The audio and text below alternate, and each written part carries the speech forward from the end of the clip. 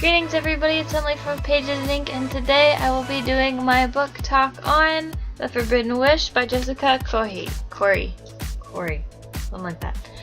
I absolutely loved this book. It's really well written and it sticks to the story of Aladdin pretty well without being like absolutely everything that Aladdin is. It's got badass female characters, it's got a cute blossoming romance.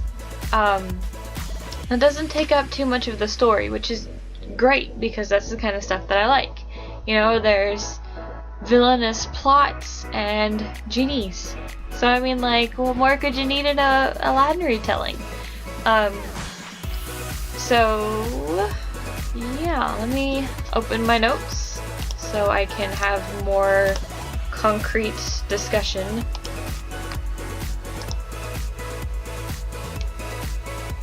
Probably should have had this open before. Sorry. Okay. So I liked how there are so many awesome female characters. So it's like your typical TV series, but in reverse. And I say typical TV series because I mean like there's usually a whole group of guys and then like one girl. And this, it was pretty much a group of girls and one guy being Aladdin. Because there was Princess Caspita, who is a princess and is a pretty good fighter. So she, you know, isn't your typical dainty princess. She knows how to fight. Then there's Zara the genie, who not only knows how to fight, but, you know, she's not the tricky kind of genie. You know, she's more of like a... I don't know how to explain it, but she's awesome. I also like how she kind of shapeshifts throughout the book. She uses her genie powers to change her shape, which is really interesting and definitely something I would be interested in. Although being enslaved to a lamp probably wouldn't be my favorite thing. Aladdin is very much the street rat that we know from like Disney movies and like other retellings that you might have read. You know, and but the way that Jessica Corey, I hope that's how you say it, tells the story, it brings him to life more. So he becomes an even more realistic and relatable character. And he has more depth. You know, he's not just stealing food to survive, he's also trying to kind of start something that finish something his parents started, in a way. He also has a lot more charisma than his Disney film counterpart because he's just, I don't know, he has more presence, I guess is the best way I can think of to explain it. The love, or the romance that's in the story is very, not subtle necessarily, but it's like it's a subplot.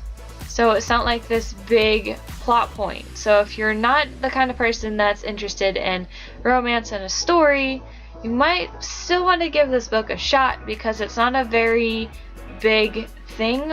It does kind of play into plot twists, but it's not like the main thing. It's not a romance book. It just has romance in it because it's part of the plot.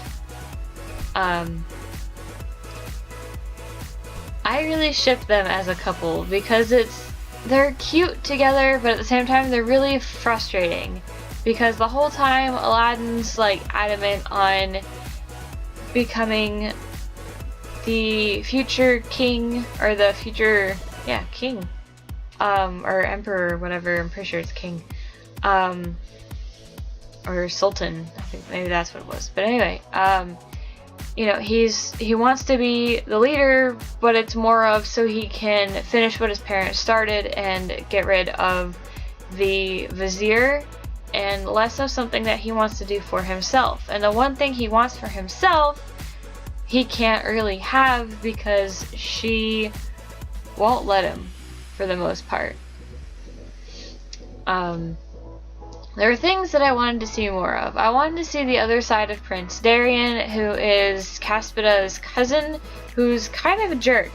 But the reason he's a jerk is because he's kind of a servant to his father. there's a part of the story where his father actually, and trigger warning I guess right here, he hits him because he didn't do what was asked. So I guess I should write that down somewhere, but there's, I guess, a trigger warning of character abuse because one of the characters does get hit and is shouted bad things at. So if you do have a problem with that, I mean, it's only one part of the book, but keep that in mind, I guess. This thing does kind of explain his attitude, though. I would also like to see more of Dal and the others from the fights that Aladdin and Zara go to, because they feel like really good characters that would serve a more important role in the story, but they don't really come in until later. I also wish for more wishes because I wanted to see Zara's magic more, because, you know, toward the end we got to see it a lot more than the rest of the book, but it wasn't so much of, it was more of like free-forming and less of magic with a direction. And I really wish that they had more time to travel on the ship that she built, because it was an awesome looking ship and she had to tear it apart, which was just kind of awful. Yeah, so I gave this book a 4.5 out of 5 stars, and the 4.5 is because there was stuff that I wanted to see that I didn't get to see, but I really did love it, and I think it's definitely one of my favorite reads of 2016, and we're only in April, so who knows what else there is to come. I haven't read The Raven King yet, but as you can see, it's right here on my bookshelf. I got it today, and I put in a pre-order for The Crown's Game, which comes out next month.